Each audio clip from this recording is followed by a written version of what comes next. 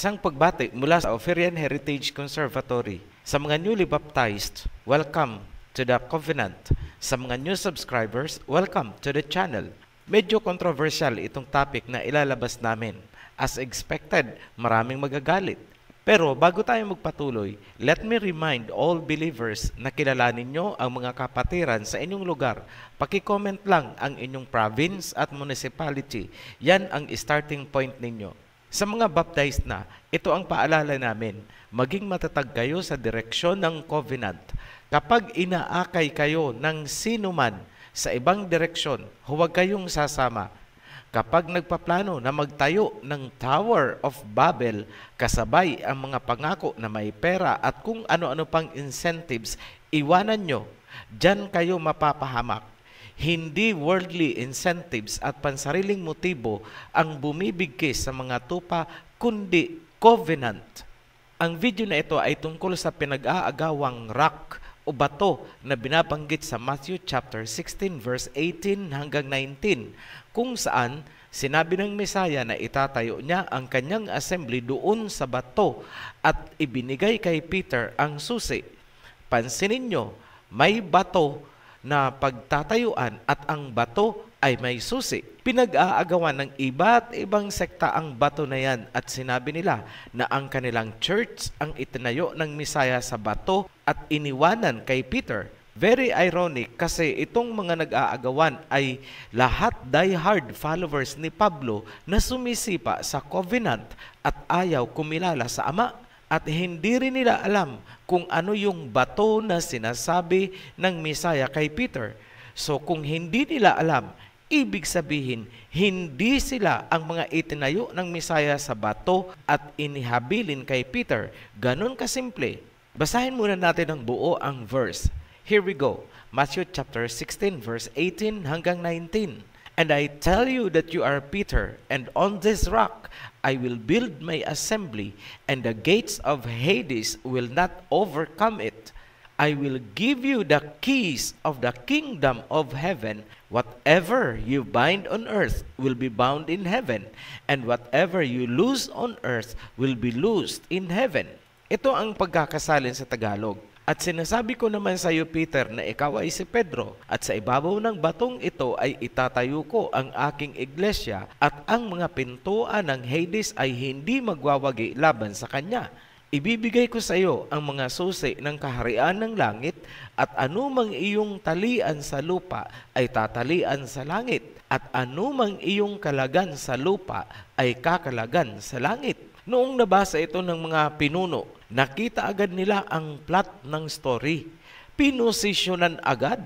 Nagtayuan agad sila ng mga sekta, unahan sa pagparehistro para angkinin ang rock o yung bato.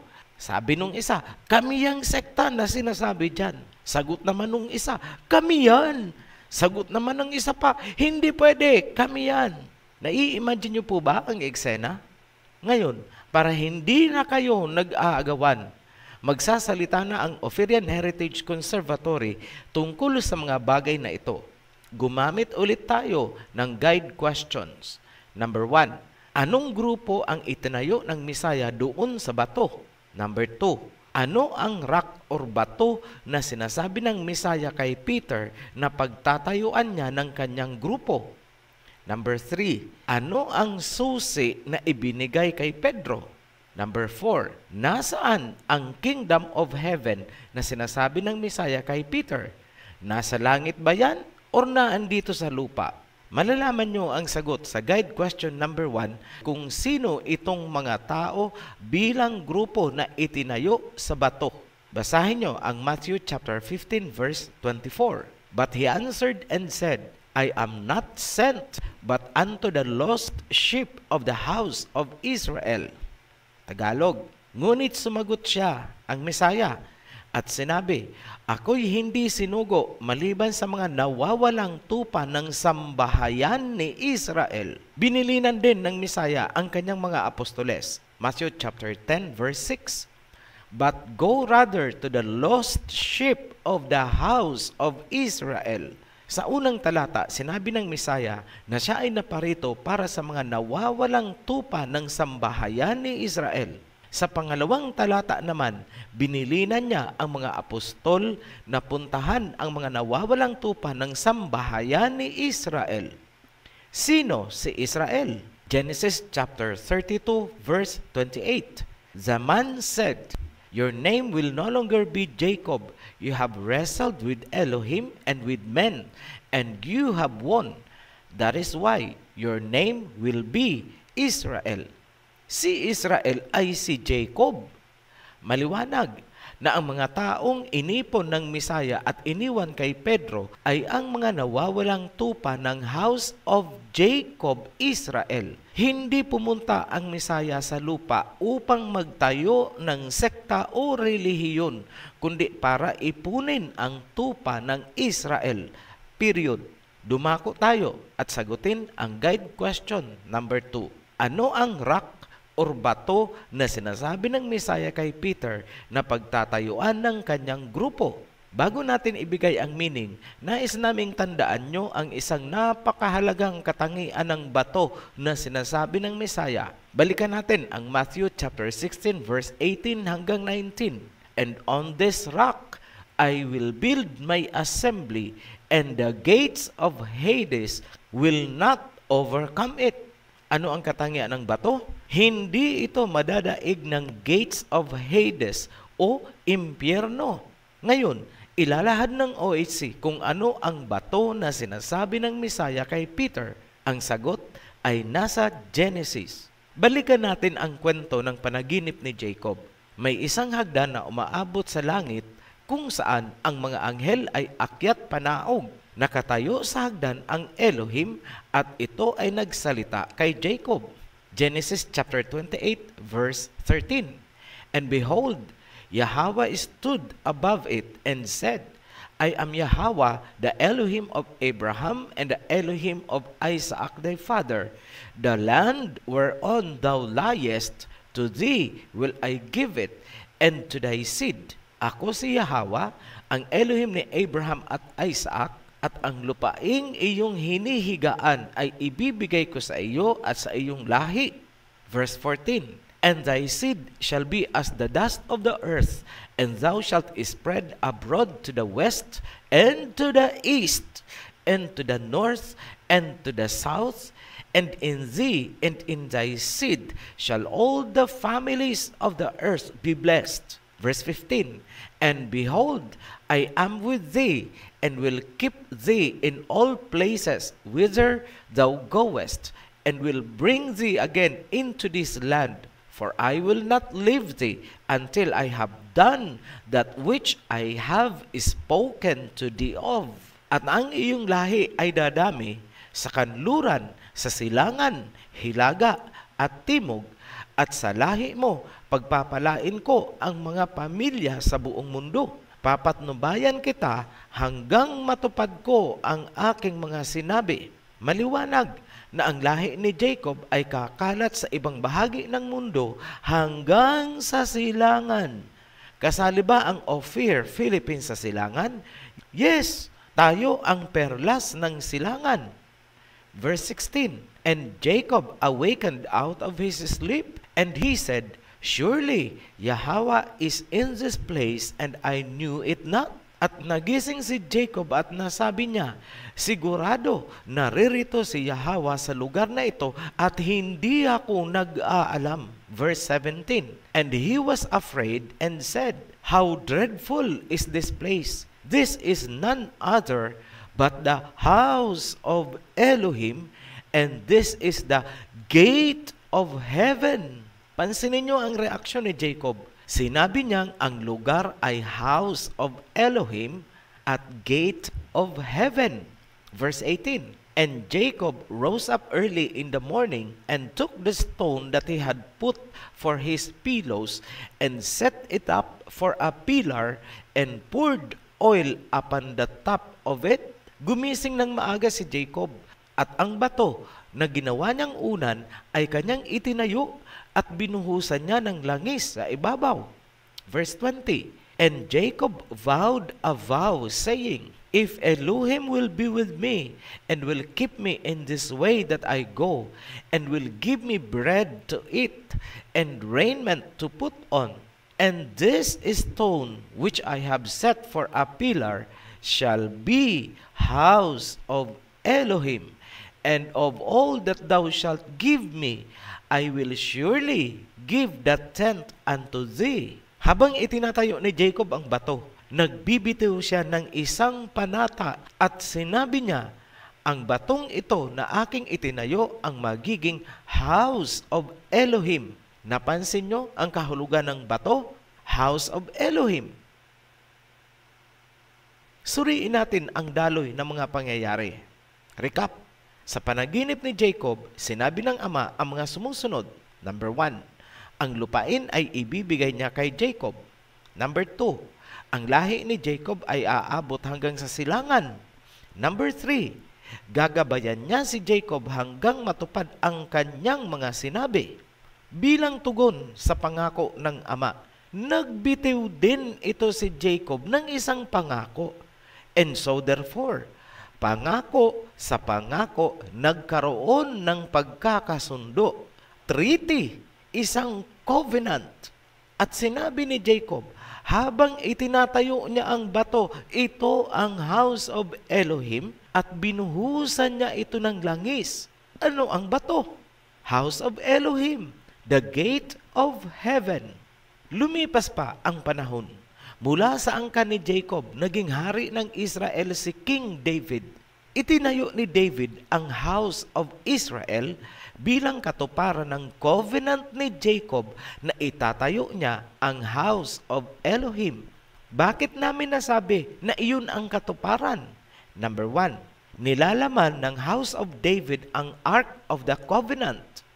Number 2, tinupad ng Israel ang pangako ni Jacob na siya ay magbibigay ng 10% para sa house of Elohim. Number 3, itinayo ang house of David ayon sa covenant. Lumalabas na ang house of David at ang bato ni Jacob bilang house of Elohim ay one and the same. Mula sa perspective ng ama, tinawag itong house of David or tent of David. Mula naman sa perspective ng mga Israelites, tinawag nila itong house of Elohim. So with finality, sagutin natin ang guide question number 2. Ano ang kahulugan ng bato na pagtatayuan ng Misaya sa kanyang grupo? Sagot, house of Elohim or house of David. In other versions po ng Bible, ang nakasulat is Tabernacle of David. Sa iba naman, Tent of David. Pare-pareho lang po yan. Ngayon, paano namin nasabi na ang bato na sinasabi ng Misaya kay Pedro ay ang bato ni Jacob na itinayo niya sa Genesis? Simple lang, kasi ang bato ni Jacob ay house of Elohim at gate of heaven, pintuan ng kalangitan. Kung kaya, sinabi din ng Misaya kay Pedro na hindi madadaig ng gate of Hades o impyerno yung bato Nakuha niyo po? Sagutin natin ang guide question number 3. Ano ang susi na iniwan ng Mesaya kay Peter? Sinabi natin kanina, ang bato ni Jacob ay house of Elohim at gate of heaven. Kung kaya, ito ay mayroong susi, the key. Sa panahon ni David, ang susi sa house of Elohim ay hawak ni David. Kung kaya, tinawag ito sa Biblia na key of David. Ang ibig sabihin ng key of David ay pamumuno at authority na naaayon sa covenant. To hold the key means you have the authority. Isaiah chapter 22 verse 22. And the key of the house of David will I lay upon his shoulder. So he shall open and none shall shut. And he shall shut and none shall open. That is authority. Noong nawala si King David, nawasak ang house of David kung kaya nagkawatak-watak ang mga tupa ni Jacob. May mga napunta sa iba't ibang bahagi ng mundo hanggang dito sa silangan. Katuparan po yan, nakakalat ang seeds ni Jacob ayon sa salita ng ama kay Jacob sa panaginip. Balikan nyo ang Genesis. Noong dumating na ang Mesaya Yahawashai, pinangunahan niya ang mga apostoles sa pag-iipon ng mga tupa ni Jacob kasi nagkawatak-watak, iniipon nila. Matthew chapter 10 verse 6. But go rather to the lost sheep of the house of Israel. Puntahan nyo, hanapin nyo ang mga nawawalang tupa ng sambahayan ni Jacob, Israel. Sa makatuwid, ang susi ng house of Israel ay hinawakan ng Mesaya upang ipunin ang mga tupa sa house of Israel. Bago naman umalis ang Mesaya, inihabili niya sa pangangalaga ni Peter ang mga tupa na nasa house of Jacob, Israel. Yun ang ibig sabihin ng pag-turn over niya ng susi kay Pedro. Matthew chapter 16 verse 18 hanggang 19. I will give you the keys of the kingdom of heaven. Whatever you bind on earth will be bound in heaven. Whatever you loose on earth will be loosed in heaven. Kanino iniwan ang susi? Kay Peter, kay Pedro. Hindi po kay Pablo. Si Peter ang pinag-iwanan at hindi si Pablo. Ano naman ang ibinigay ng Mesaya kay Pablo? Ang mga hintil. Ibig sabihin, kung si Pablo ang sinusunod nyo, aba, hindi kayo ang itinayo ng Mesaya sa bato na iniwan kay Peter. Kawan kayo ni Pablo. Klarado po ang distinction line. Ang OHC ay maka-Pedro. Kayo namang mga sumisipa sa covenant ay maka-Pablo. Who is who? Tumuloy na tayo sa guide question number 4. Nasaan ang kingdom of heaven na sinasabi ng Mesaya kay Peter? Nasa langit ba o naandito sa lupa? Subukan nyo kayang itanong yan sa inyong mga pastor at tagapagturo. Kapag sinagot kayo na ang kingdom of heaven sa Matthew chapter 16 verse 18 hanggang 19 ay nasa langit, bulaan yan, sinungaling. Ang ganyang doktrina, nasasakay kayo sa ulap at aakyat sa langit na bayan, ay doktrinang hintil, pantasya ng babaeng propeta na naalog ang utak. Naririto po sa lupa ang kingdom, wala po sa alapaap. Hindi kayo sasakay sa rainbow. Bakit namin nasabi? Ito ang punto. Number 1, bakit iiwanan ng Mesaya ang susi kay Peter? Kumbaga nasa langit ang kingdom. Walang logic. Imagine nyo, aakyat ang Mesaya sa langit at naruroon ang kingdom of heaven, tapos ang susi iniwan kay Pedro? Nag-iisip ho ba kayo? Ito pa, pangalawang punto. Aanhin ni Peter ang susi dito sa lupa kung ang kingdom of heaven ay nasa langit? Ay nako, grabe na talaga kayo. Balikan natin ang verse. Unawain yung mabuti. I will give you the keys of the kingdom of heaven. Whatever you bind on earth will be bound in heaven. Whatever you loose on earth will be loosed in heaven. Ang kingdom of heaven ay nasa earth. Kaya nga iniwanan ang susi kay Pedro. Maliban sa kingdom na nasa earth, iba po yung kingdom of Elohim, yung trono ng Ama na nasa heaven.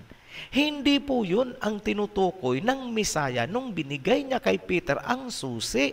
Para maunawaan nyo ang concept, ganito lang po yan. Bilang bahagi ng universe, yung buong creation, ang ating mundo ay sakop ng pangmalawakang kingdom of Elohim na nasa kalangitan. Yun ang nasa heaven. Yun ang trono ng Ama. Doon umakyat ang Mesaya. Ang buong universe ay dominion ng Ama. Ang mundo natin, itong planet Earth, ay maihahalin tulad lamang sa isang maliit na colony. Bilang colony, ang kingdom na itatayo dito ay tinatawag ding Kingdom of Heaven sapagkat ito ay nag-uugat sa treaty or covenant ng Alahayam Elohim sa ating mga patriarchs. Yan po ang rason. Kaya kahit na andito sa lupa, tinawag ding Kingdom of Heaven. Ang kinikilalang panimula or interim government sa pagtatayo ng Kingdom of Heaven dito sa mundo ay ang House of David. Sa ibang version po, tinawag na Tent of David. Yan ang rock ni Jacob na sinasabi ng Mesaya kay Peter.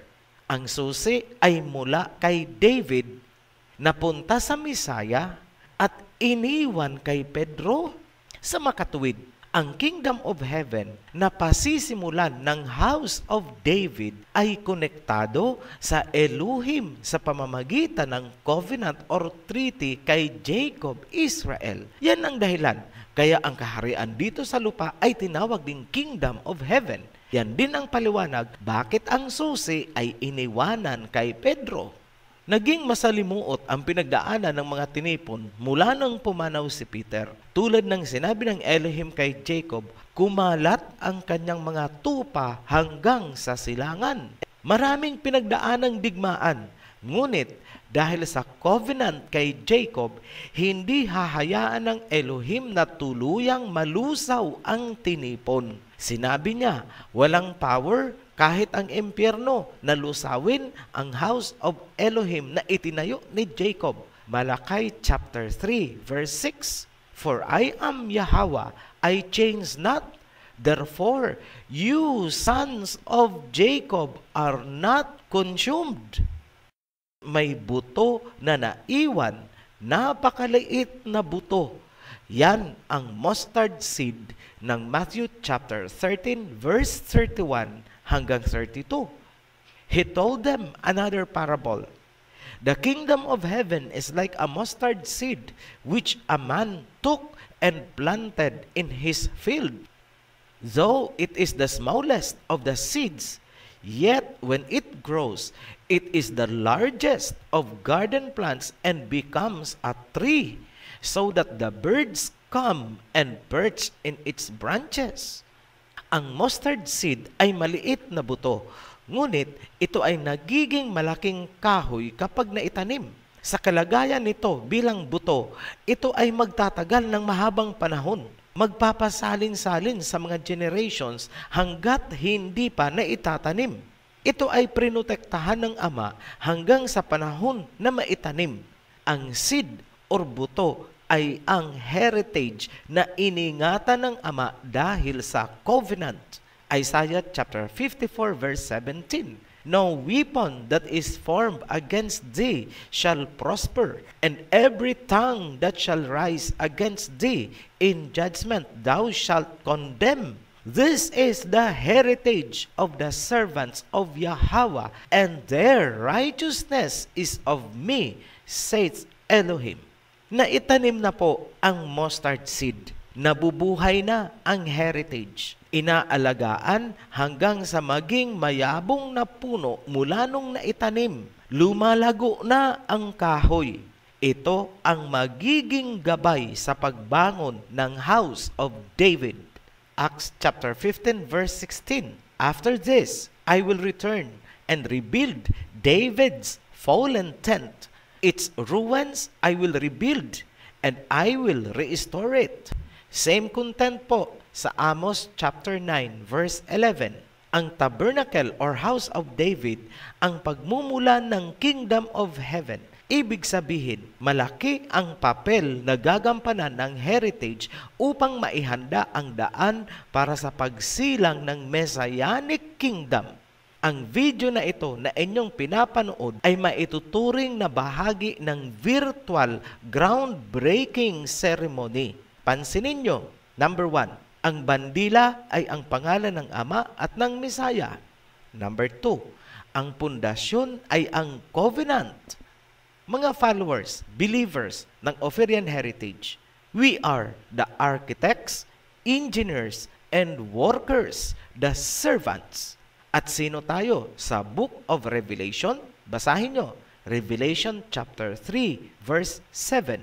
And to the angel of the assembly in Philadelphia, write, these things saith he that is holy, he that is true, he that had the key of David, he that openeth, and no man shutteth, and shutteth, and no man openeth. I know thy works. Behold, I have set before thee an open door, and no man can shut it. For thou hast a little strength, and hast kept my word, covenant, and hast not denied my name. Walang ibang grupo dito sa Pilipinas, and maybe the only one in Asia, na tumutugma sa dalawang katangian ng Philadelphia Assembly.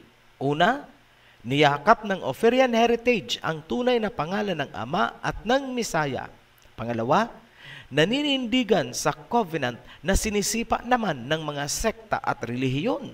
Makikibaka ang Ophirian Heritage sa ngalan ni Prophet Elijah at naninindigan sa laws and covenant na ibinigay kay Moses hanggang matupad ang mga natitirang nasusulat. Nalalapit na ang katuparan ng vision ni Prophet Daniel. Daniel chapter 2 verse 35.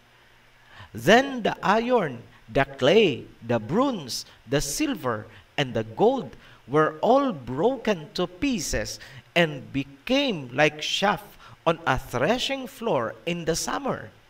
The wind swept them away without leaving a trace. But the rock, kingdom of heaven, that struck the statue became a huge mountain and filled the whole earth. Tandaan, ang bato na itinayo ni Jacob at ang bato na ipinakita sa vision kay Prophet Daniel at ang bato na sinabi ng Mesaya kay Pedro ay lahat tumutukoy sa kingdom of heaven. Hindi relihiyon, hindi sekta. Kaya itigil nyo na ang kaaangkin sapagkat hindi kayo ang itinayo sa ibabaw ng bato. Period. Ngayon pa lang, ramdam na ng mga false prophets and Babylonian religions ang vibration, mga paunang pagyanig na hatid ng paparating na kingdom. Kahit anong gawin nyo, you will be like dust vanished in the air. Mga relihiyon at sekta ang unang malulusaw bilang paghahanda sa padating na kingdom. Makinig kayo mga bulaang tagapagturo at pastor. Thus saith Yahweh, woe unto the foolish prophets that follow their own spirit and have seen nothing. Kahabag-habag kayong mga hangal na propeta na sinusunod ang sariling espiritu, kaya walang nakikitang anuman. Sa mga OHC followers, kilala nyo na ngayon kung sino kayo. Ituloy ang gawain, magpakatatag at magpakasigasig, palakasin ang kawan dahil mula sa puntong ito na inireveal na namin ang true identity ninyo. mag-iibayo ang mga persecutions. Lahat dahil sa pangalan ng Ama at ng Mesaya na ating dinadala. Muli kaming nagpapasalamat sa mga patuloy na sumusuporta sa Oferian Heritage Channel. Sa new subscribers, welcome to the channel. Sa mga bagong kapatiran, welcome to the House of Elohim. Welcome to the Covenant. At para sa lahat-lahat, be blessed. Shalom.